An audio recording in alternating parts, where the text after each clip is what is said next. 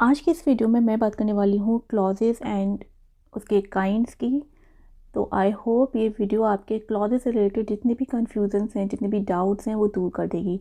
तो चलिए शुरू करते हैं हमारा आज का ये टॉपिक। सबसे पहले हम ये समझेंगे कि क्लॉज होता क्या है। देखिए, अ ग्रुप ऑफ वर्ड्स, शब्दों का एक ग्रुप जिसमें एक सब्जेक्ट भी हो प्लस एक वर्ब भी हो, उसे हम कहते हैं क्लॉज। ठीक है। और ग्रुप ऑफ वर्ड्स जिसमें सब्जेक्ट नहीं हो, वर्ब नहीं हो, उसको हम बोलेंगे फ्रेज। फॉर एग्जांपल, मैं यहाँ पे एक एग्जांपल में बताती हूँ आपको।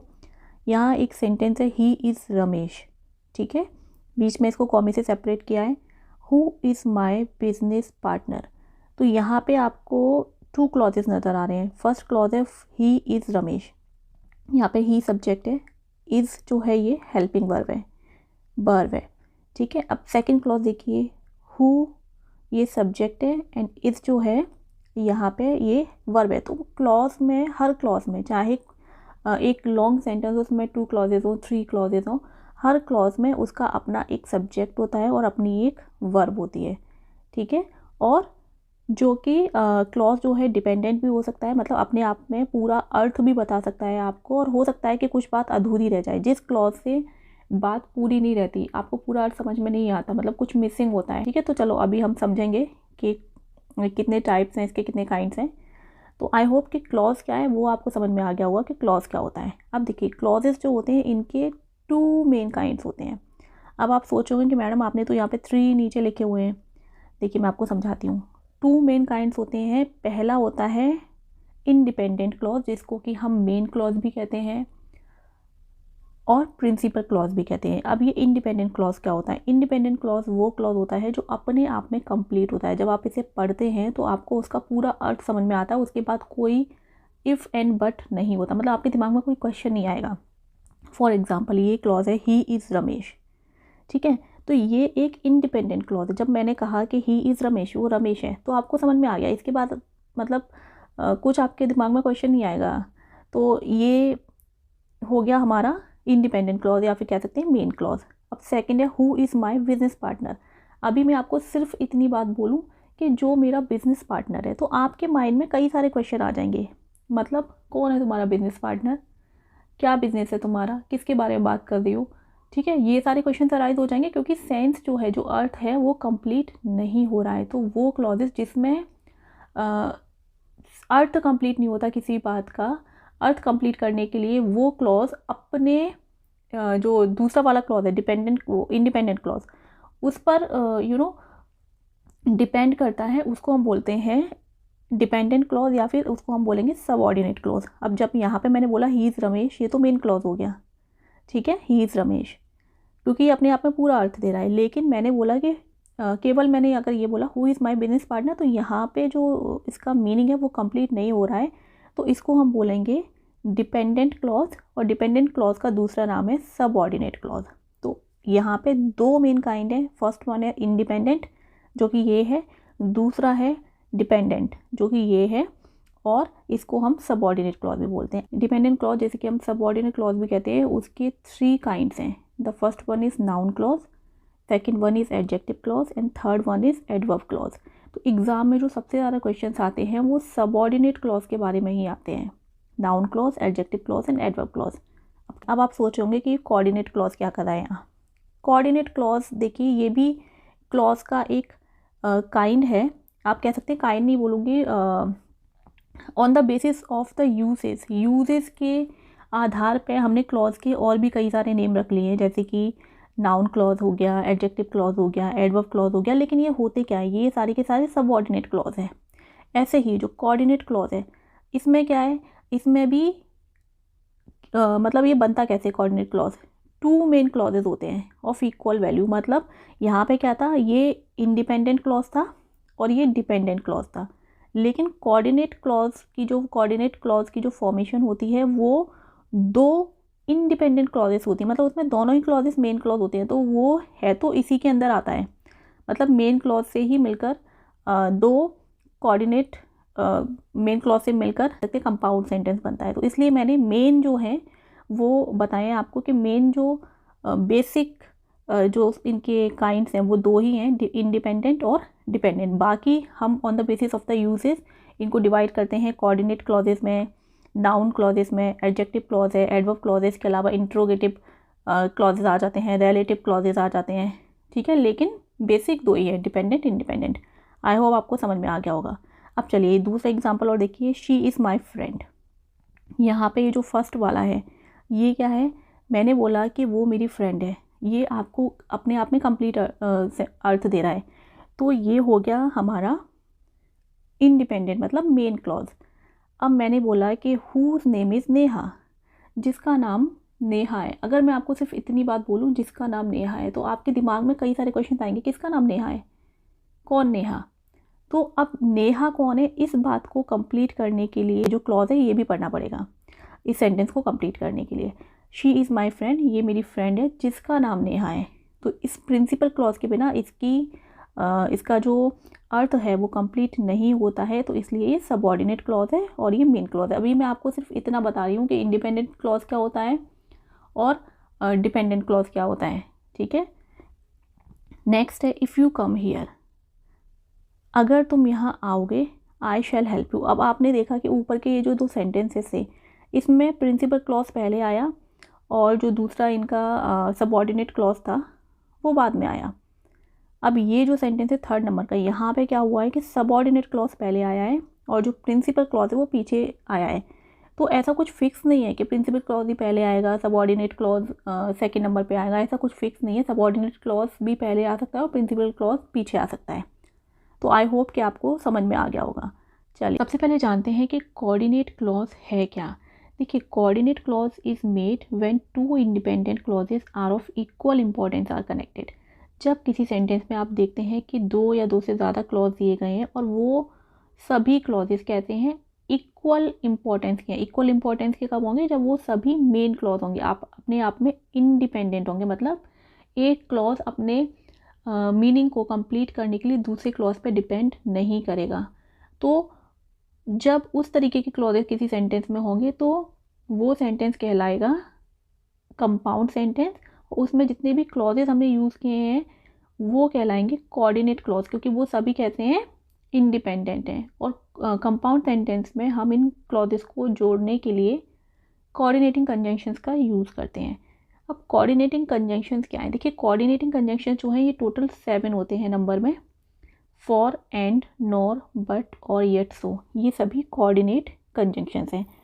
अब कंपाउंड सेंटेंस में सिर्फ कोऑर्डिनेट कंजंक्शंस का ही यूज़ नहीं किया जाता, बल्कि कोरिलेटिव्स जो कंजंक्शंस होते हैं उनका भी यूज़ करके हम कंपाउंड सेंटेंस बना सकते हैं। कोरिलेटिव कंजंक्शंस क्या है, जितने भी कंजंक्शंस पेयर में आते हैं, जैसे आइदर और, नाइदर नॉर, ठीक है, नॉट ओनली बट ऑल्सो, ये सारे जो कंजंक्शंस हैं ये कोरिलेटिव कंजंक्शंस कहलाते हैं। अब मैं आपको एग्जांपल के थ्रू समझाती हूँ, ध्यान से समझिए। देखिए यहाँ पे एक सेंटेंस दिया हुआ है, I like to read and I write in my journal every night. यहाँ पे फर्स्ट क्लॉज है आई लाइक टू रीड। मैं अगर आपसे बोलूँ कि मुझे पढ़ना अच्छा लगता है, तो ये मेरी हॉबी हो गई कि हाँ मुझे पढ़ना अच्छा लगता है, तो ये अपने आप में कंप्लीट मीनिंग दे रहा है, ठीक। इसके बाद आपके दिमाग में कोई इफ एंड बट नहीं आएगा। अब सेकंड क्लॉज देखते हैं, आई write in my journal every night. मैं रात को डेली अपने जर्नल में लिखती हूँ, मतलब अपनी डायरी में लिखती हूँ। तो ये भी अपने आप में कंप्लीट मीनिंग दे रहा है, इसके बाद भी कोई इफ एंड बट नहीं आएगा।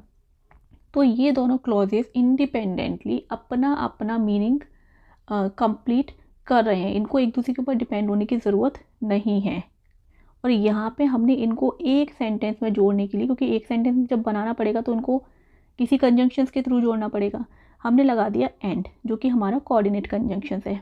तो ये जो हमारे दो क्लॉजेस की अगर हम इंडिविजुअली बात करेंगे तो ये हमारे हो गए कोऑर्डिनेट क्लॉज, और इन कोऑर्डिनेट क्लॉजेस को जोड़कर हमारा ये जो सेंटेंस बना है ये हमारा सेंटेंस बन गया कंपाउंड सेंटेंस, ठीक है।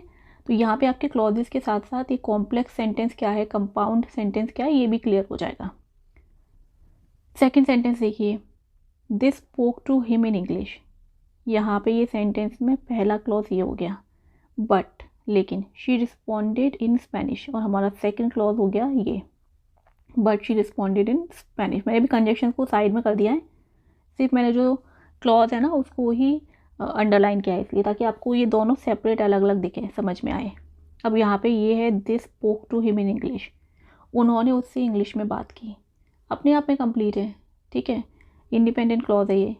शी रिस्पॉन्डेड इन स्पेनिश, उसने स्पेनिश में जवाब दिया, मतलब उसको इंग्लिश नहीं आती होगी इसलिए उसने कैसे रिस्पॉन्ड किया, उनकी बात का जवाब उसने स्पेनिश में दिया, ये भी अपने आप में कंप्लीट है। अब हमें इन दोनों को जोड़ना है, तो हम ने इसको जोड़ा किससे, बट का यूज़ करके, कि उन्होंने इंग्लिश में बात की उससे, लेकिन अब यहाँ पे ये शी नहीं ही होना चाहिए क्योंकि मैंने यहाँ हिम लिखा है, ठीक है, इसे ही कर लीजिए, लेकिन उसने स्पेनिश में रिस्पॉन्ड किया। तो यहाँ पे मैंने बट का यूज़ करके इसको कंपाउंड सेंटेंस बना दिया। नेक्स्ट देखते हैं, I want to lose weight, मैं वेट लूज़ करना चाहती हूँ, ठीक है, ये अपना एक क्लॉज हो गया। दूसरा क्लॉज इसमें क्या है, दूसरा क्लॉज है आई ईट चॉकलेट डेली। अब आपको क्लॉज पहचानना भी समझ में आ रहा होगा कि हम क्लॉज कैसे पहचानेंगे, क्योंकि आपसे एग्जाम में ऐसे भी क्वेश्चन आ सकता है कि यहाँ पे कौन सा क्लॉज है ये, या फिर ये सेंटेंस का टाइप कौन सा है, ठीक है। तो अभी यहाँ पे ये दो क्लॉजेज हो गए, I want to lose weight, मैं वेट लूज़ करना चाहती हूँ, ये इंडिपेंडेंट क्लॉज है अपने आप में। और दूसरा है कि आई ईट चॉकलेट डेली, मैं रोज़ चॉकलेट खाती हूँ, ये भी कंप्लीट सेंटेंस है अपने आप में। तो ये दोनों क्लॉजेस को मिला के हमने एक सेंटेंस बना दिया और हमारा सेंटेंस कहलाएगा कंपाउंड सेंटेंस, और यहाँ पे हमने कंजंक्शन का यूज़ किया है येट का, ठीक। नेक्स्ट देखते हैं, मैरी डजंट लाइक कार्टून्स, ये जो है ये मेन क्लॉज है, मतलब इंडिपेंडेंट क्लॉज है, इसको ज़रूरत नहीं है अपना अर्थ पूरा करने के लिए किसी और क्लॉज पे डिपेंड होने की। मैरी को कार्टून देखना पसंद नहीं है, शी डजंट वॉच, इसलिए वो कार्टून्स नहीं देखती है। तो यहाँ पे हमने इसको ऐड कर दिया किससे, सो से हमने इनको आपस में जोड़ दिया, तो ये हमारा बन गया कंपाउंड सेंटेंस। देखिए ये जो सेंटेंस है ना, ये थोड़ा सा ट्रिकी है, इसको अगर हम दो अलग सेंटेंस में इसको डिवाइड करेंगे तो ये कैसे आएगा, he is very intelligent full stop, उसके बाद ही इज़ वेरी फनी, ठीक है, ये दो सेंटेंस हो गए। अब इस तरीके के जो दो सेंटेंस होंगे उनको हम को रिलेटिव कंजंक्शन का यूज़ करके जब कंपाउंड सेंटेंस बनाएंगे तो हम लिखेंगे he is not only intelligent but also very funny. तो यहाँ पे ये जो सेकंड वाला है ये हम क्लॉज तो नहीं कहेंगे, क्योंकि यहाँ पे मैंने को रिलेटिव कंजंक्शंस को भी ऐड किया है आपको समझाने के लिए, क्योंकि कंपाउंड सेंटेंस में हम उनका भी यूज़ करते हैं। तो अभी ये यहाँ पे फ्रेज़ है, बट ये बना कैसे है, बना ये एक सेपरेट सेंटेंस से ही है, ठीक है। तो ये हमारा सेंटेंस हो गया, he is not only intelligent but also very funny. तो जब हमने इन दो अलग अलग सेंटेंसेस को, he is very intelligent, he is very funny, इनको ऐड किया एक साथ कंपाउंड में चेंज करने के लिए, तो हम जब नॉट ओनली बट ऑल्सो का यूज़ करेंगे तो इसका स्ट्रक्चर कुछ ऐसा हो जाएगा, ठीक है। नेक्स्ट हम समझेंगे सबऑर्डिनेट क्लॉज, जिसका कि टाइप 1 नाउन क्लॉज क्या है ये देखते हैं। देखिए क्लॉजेस क्या होते हैं वो मैं आपको ऑलरेडी बता चुकी हूँ। तो नाउन क्लॉज क्या है, नाउन क्लॉज एक ऐसा क्लॉज होता है जिसमें कि एक सब्जेक्ट रहेगा, एक वर्ब रहेगी और एक जो कि ये सेंटेंस में फंक्शन करेगा एज अ नाउन, ये हमारा हो जाएगा नाउन क्लॉज। अब इसको आइडेंटिफाई कैसे करेंगे, आपकी ये नाउन क्लॉज है। तो नाउन क्लॉज को आइडेंटिफाई करने का सबसे अच्छा तरीका है कि ये जो क्लॉज है it answers the questions about who और व्हाट। अब ये जो इसकी आइडेंटिफाई करने का तरीका है, इसको समझना कैसे ये अभी एग्जाम्पल के थ्रू समझेंगे, ठीक है। इसमें जो कंजंक्शंस यूज़ किए जाते हैं वो होते हैं that, which, who, how, what, whatever, ठीक है। ये कंजंक्शंस हैं जो कि हम यूज़ करते हैं नाउन क्लॉज में, और नाउन क्लॉज की हेल्प से हम बनाते हैं कॉम्प्लेक्स सेंटेंसेस। जैसे मैंने आपको बताया था अभी, कोऑर्डिनेट कंजंक्शन से हम क्या बनाते हैं, कंपाउंड बनाते हैं, लेकिन noun clause, adjective clause, adverb clause, ये मतलब सबऑर्डिनेट क्लॉज के जितने भी टाइप्स हैं, 3 टाइप्स हैं इसके, इन सब की हेल्प से हम कॉम्प्लेक्स सेंटेंस बनाते हैं, ये याद रखिए। चलिए अब पहले हम एग्जाम्पल समझते हैं। कैन यू टेल मी, क्या तुम मुझे बता सकते हो, ठीक है। What she wants to know, तो हमारा एक क्लॉज तो ये हो गया क्योंकि यहाँ पे ये यू सब्जेक्ट है और कैन वर्ब है, क्योंकि मैंने आपको क्या बताया कि हर क्लॉज में एक सब्जेक्ट रहेगा, एक वर्ब रहेगी। दूसरा क्लॉज हम देखते हैं, दूसरा है हमारा what she wants to know, यहाँ पे शी हमारा सब्जेक्ट है, वांट जो है वो वर्ब है, यहाँ पे भी एक क्लॉज हो गया, ठीक है। तो अब इसको आइडेंटिफाई कैसे करना है कि ये नाउन क्लॉज है। पहला, अगर आप क्लॉज पढ़ेंगे कैन यू टेल मी, क्या आप मुझे बता सकते हैं, इसको हम एक इंडिपेंडेंट क्लॉज के तरीके से यूज़ कर सकते हैं। ठीक है, किसी भी सिचुएशन में मैं इस सेंटेंस का यूज़ कर सकती हूँ। लेकिन अगर मैं ये बोलूँ what she wants to know, जो वो जानना चाहती है, तो जब ये आप पढ़ेंगे कि जो वो जानना चाहती है, तो यहाँ पे ये कंप्लीट सेंस नहीं आ रहा है। आपके माइंड में क्वेश्चन आएगा क्या वो जानना चाहती है। इसका आंसर हमें कैसे मिलेगा, जब हम प्रिंसिपल क्लॉज को पढ़ेंगे तब हमें इसका कंप्लीट आंसर मिलेगा कि क्या तुम मुझे बता सकते हो जो कुछ भी वो जानना चाहती है। तो ये हमारा हो गया नाउन क्लॉज। नेक्स्ट है यू कैन डू, ये हमारा प्रिंसिपल क्लॉज है। ठीक है, सेकेंड हम जब क्लॉज पढ़ेंगे whatever you want to do, जो कुछ भी तुम करना चाहते हो, जो कुछ भी तुम करना चाहते हो। तो इसके बाद भी हमारे दिमाग में क्वेश्चन आ रहा है क्या, मतलब किस सेंस में ये बात की जा रही है क्या। तो जो कुछ भी तुम करना चाहते हो वो तुम कर सकते हो, हमारा सेंस अब कंप्लीट हुआ है। तो यहाँ पे भी हो गया नाउन क्लॉज। थर्ड सेंटेंस देखते हैं, mother wants to see, mother देखना चाहती हैं। ठीक है, ये हमारा कंप्लीट सेंस दे रहा है, ये हमारा जो है इंडिपेंडेंट क्लॉज है। अब इसके बाद में आता है कि विच ड्रेस यू चूज़, जो ड्रेस तुमने पसंद की या जो ड्रेस तुमने चूज़ की। तो ड्रेस जो तुमने चूज़ की ये कंप्लीट सेंस नहीं दे रहा है जब तक कि हम इस सेंटेंस को नहीं पढ़ेंगे कि जो ड्रेस चूज़ की उसका क्या मतलब। मदर उस ड्रेस को देखना चाहती हैं जो ड्रेस तुमने पसंद की है। तो अब हमारा ये कंप्लीट सेंस बना और यहाँ पे भी हमारा हो गया नाउन क्लॉज। मतलब जिस भी क्लॉज को पढ़ने के बाद आपके दिमाग में इस तरीके के क्वेश्चंस आए वो हमारा कहलाएगा नाउन क्लॉज। नेक्स्ट सेंटेंस देखिए, प्लीज़ टेल मी, कृपया मुझे बताओ। ठीक है, ये हमारा कंप्लीट सेंस दे रहा है। प्लीज़ टेल मी को हम ऐसे यूज़ करते हैं नॉर्मल कॉन्वर्जेशन में एज अ कंप्लीट सेंटेंस। ठीक है, अब लेकिन हमारा who left his shoes on the floor. अब यहाँ पे हु का मतलब कौन नहीं है यहाँ पे, क्योंकि इसको एज अ कंजंक्शन यूज़ किया। यहाँ पे इसका कृपया मुझे बताइए किसने अपने शूज़ को फ्लोर पर छोड़ा है। ठीक है, ये हमारा अब कंप्लीट हुआ सेंटेंस, तो ये भी नाउन क्लॉज है। आई होप आपको नाउन क्लॉज क्लियर हो गया होगा। अब हम नेक्स्ट बात करेंगे एडजेक्टिव क्लॉज की, ठीक है, जो कि सबऑर्डिनेट क्लॉज का टाइप 2 है। एडजेक्टिव क्लॉज में क्या है, एडजेक्टिव क्लॉज भी एक ग्रुप ऑफ वर्ड्स होता है जिसमें कि एक सब्जेक्ट रहेगा, एक वर्ब रहेगी। लेकिन यहाँ पे ये जो एडजेक्टिव क्लॉज है ये कैसे काम करेगा, ये एक एडिशनल इन्फॉर्मेशन देगा अबाउट नाउन और pronoun.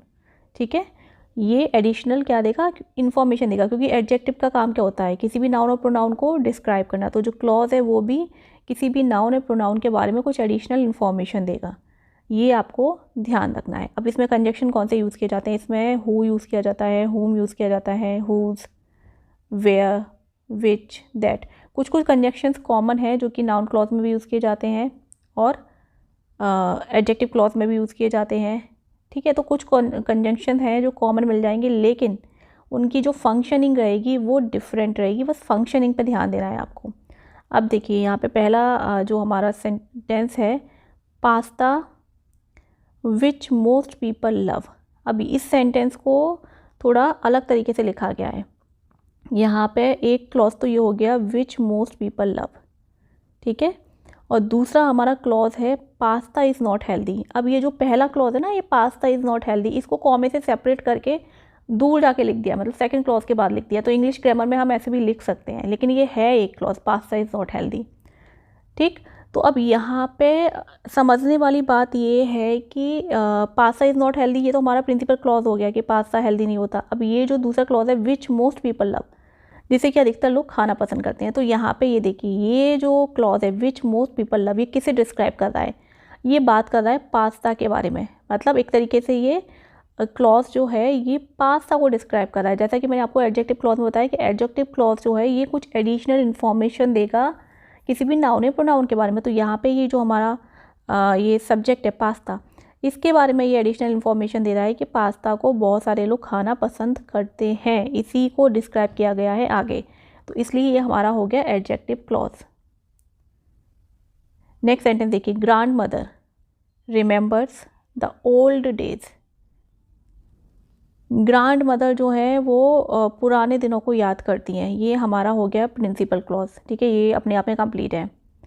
When there was no internet, जब इंटरनेट नहीं हुआ करता था। अब यहाँ पे ये जो व्हेन है ये किसे डिस्क्राइब कर रहा है? ये व्हेन जो है ये ओल्ड डेज़ को डिस्क्राइब कर रहा है कि किसको याद करनी है ग्रैंड मदर? ओल्ड डेज़ को बात की याद कर रही है जब यहाँ पे इंटरनेट नहीं हुआ करता था। ये जो क्लॉज है पूरा का पूरा ये किसे डिस्क्राइब कर रहा है? ये ओल्ड डेज़ को डिस्क्राइब कर रहा है। ठीक है, अगर आप इसे समझेंगे तो आपको ये समझ में आएगा कि ये जो क्लॉज है when there was no internet, यहाँ पे किसकी बात की जा रही है? ओल्ड डेज़ की बात की जा रही है कि जब कभी जब पुराने दिनों की बात की जा रही है कि जब इंटरनेट नहीं हुआ करता था। तो ये इसे डिस्क्राइब कर रहा है, इसलिए यहाँ पे एडजेक्टिव क्लॉज है।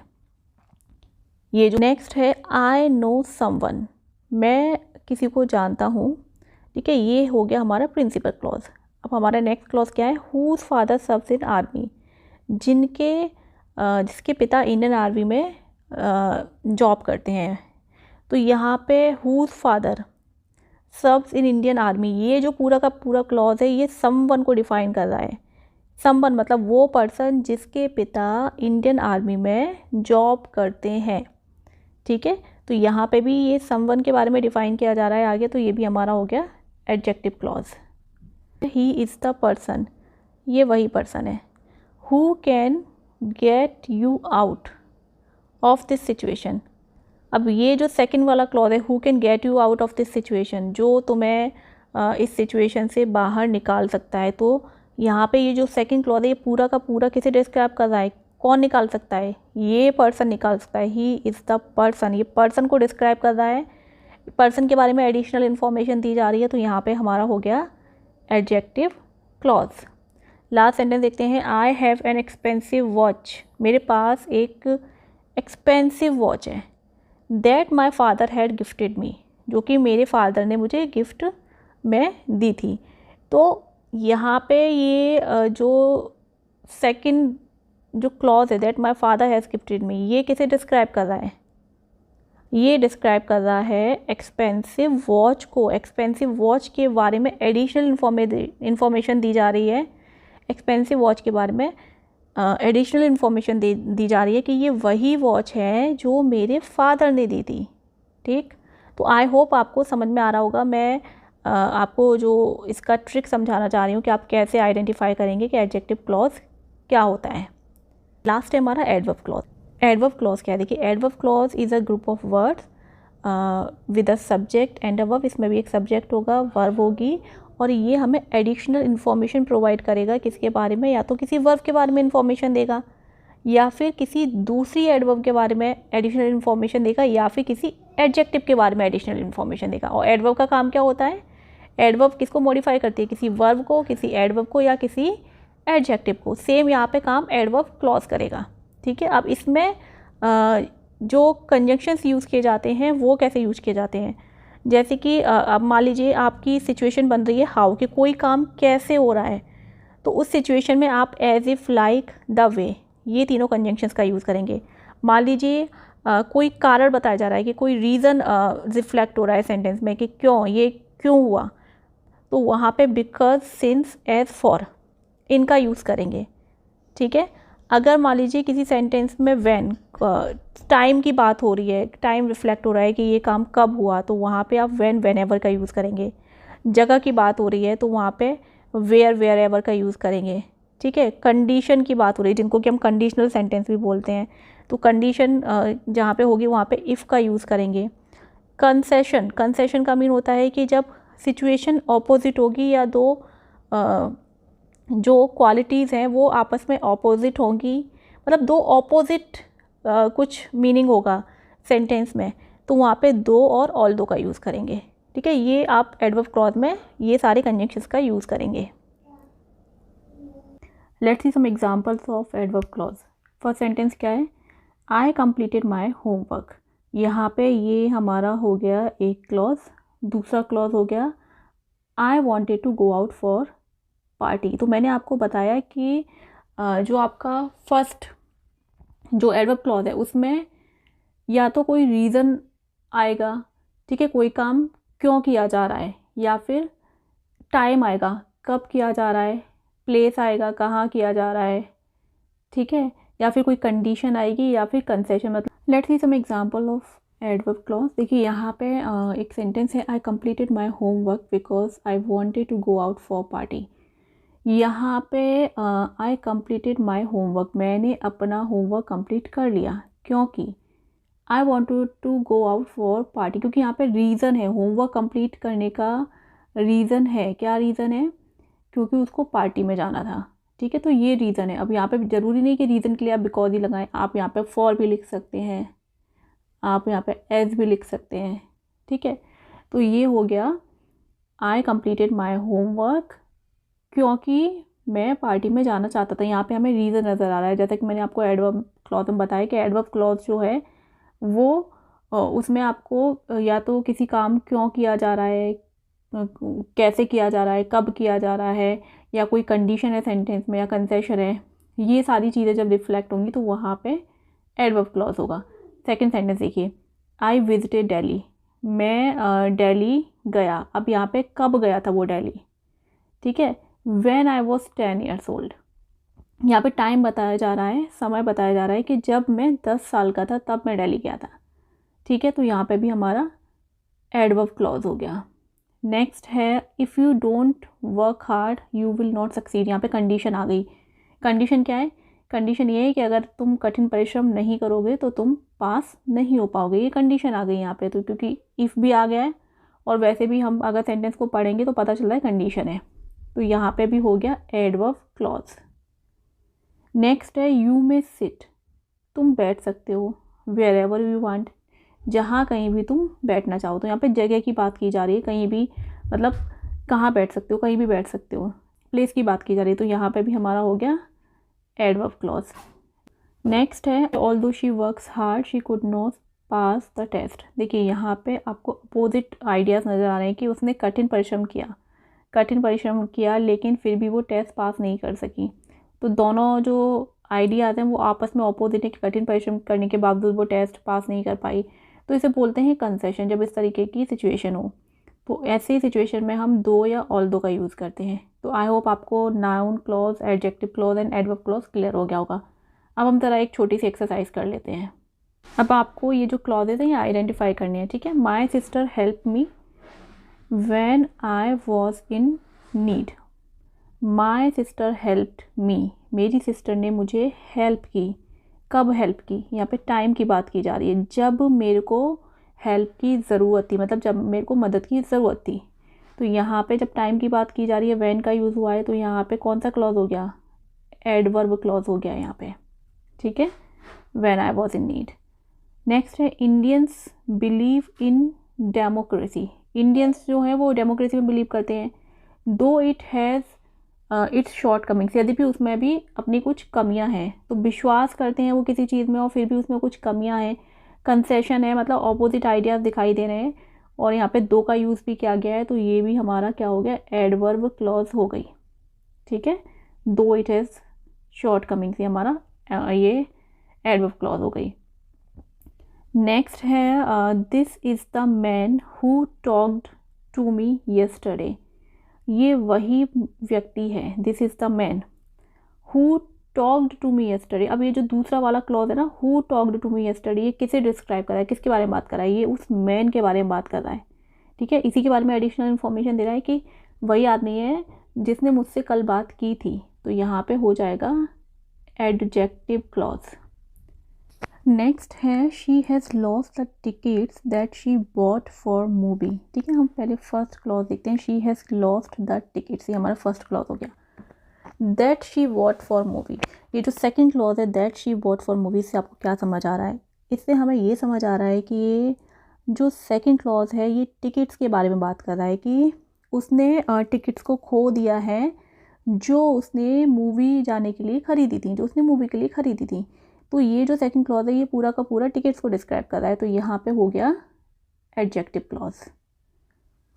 नेक्स्ट है, we knew that he was guilty. ठीक है, तो यहाँ पे मैं कहूँ कि वी न्यू, हम जानते हैं, ही वॉज गिल्टी, क्या जानते हैं हम? तो आंसर आएगा ये जानते हैं कि वो गिल्टी है। तो यहाँ पे ये, क्योंकि इसके एक क्लॉज को पढ़ने के बाद हमारे माइंड में एक क्वेश्चन आ रहा है कि क्या, वी न्यू, जानते हैं, क्या जानते हैं कि ही वॉज गिल्टी। तो ये हमारा हो गया नाउन क्लॉज। नेक्स्ट है everybody admits that he is a brave man. यहाँ पे भी एवरीबडी एडमिट्स, तो हर कोई मानता है, क्या मानता है हर कोई, ये मानता है कि he is a brave man. तो यहाँ पे भी हमें एक क्लॉज को पढ़ने के बाद हमारे माइंड में क्वेश्चन आ रहा है व्हाट, ठीक है, तो यहाँ पे भी हो गया नाउन क्लॉज। नेक्स्ट है he gave me everything that I asked for. अब यहाँ पे हमारा ये फर्स्ट क्लॉज हो गया he gave me everything that I asked for, जो कुछ भी मैंने उससे मांगा था या जो कुछ भी मैंने उससे कहा था वो सब उसने मुझे दिया। अब यहाँ पे जो सेकंड क्लॉज है, जो कुछ भी मैंने उससे कहा था वो किसे डिस्क्राइब कर रहा है, एवरीथिंग को डिस्क्राइब कर रहा है, तो ये हो जाएगा एडजेक्टिव क्लॉज। नेक्स्ट है the house that I live in belongs to my grandfather. देखिए यहाँ पे जो फर्स्ट क्लॉज है ना, the house belongs to my grandfather, इसे सेपरेट करके लिखा है, और सेकंड क्लॉज है दैट आई लिव इन, ठीक है, ये इस तरीके से लिख सकते हैं सेपरेट करके। तो यहाँ पे ये दैट आई लिव इन ये किसे डिस्क्राइब कर रहा है, ये हाउस को डिस्क्राइब कर रहा है कि मैं कहाँ रहती हूँ, मतलब जिस घर में मैं रहती हूँ वो घर मेरे ग्रैंड पेरेंट्स से बिलोंग करता है। तो यहाँ पे बात हो रही है घर की, तो यहाँ पे भी क्या हो जाएगा, एडजेक्टिव क्लॉज हो जाएगा इस वजह से। तो आई होप आपको आइडेंटिफाई करना अच्छे से समझ में आ गया होगा, noun clause, adjective clause, adverb clause. और आपके पास कोई भी जो बुक हो उसमें एक्सरसाइज दी हुई हो तो सॉल्व करिए, तो जितना आप प्रैक्टिस करेंगे उतना ही अच्छे से आप इसको और ज़्यादा समझ पाएंगे।